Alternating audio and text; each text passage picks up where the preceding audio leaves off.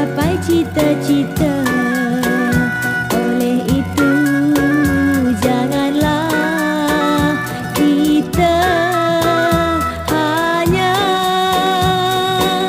menadah tangan, duduk berdoa tanpa berusaha, tak akan berjaya.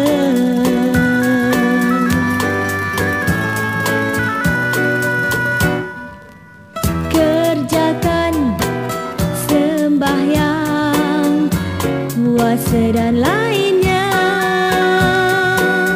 di samping jalankan tugas seharian.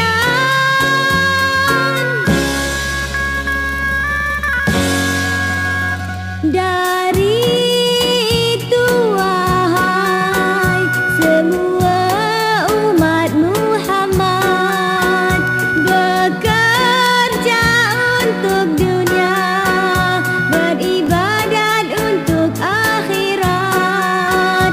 Jangan hanya dunia dipentingkan, akhirat utamakan.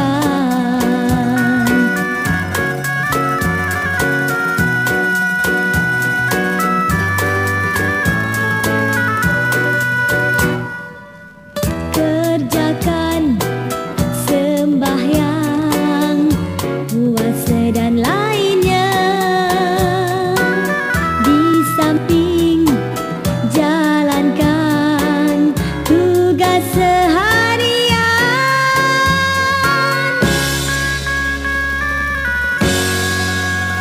Dari itu wahai semua umat Muhammad, bekerja untuk dunia, beribadat untuk akhirat. Jangan hanya dunia dipentingkan, akhirat utamakan.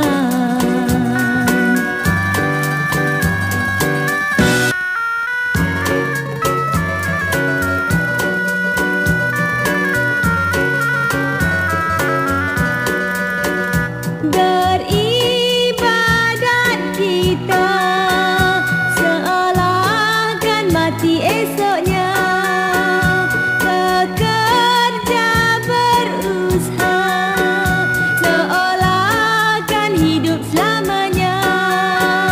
Itulah sabda Nabi kita Muhammad Rasulullah. Dari itu janganlah kita berlengah, kerjakan semua perintah Allah untuk akhirat sebelum terlambat.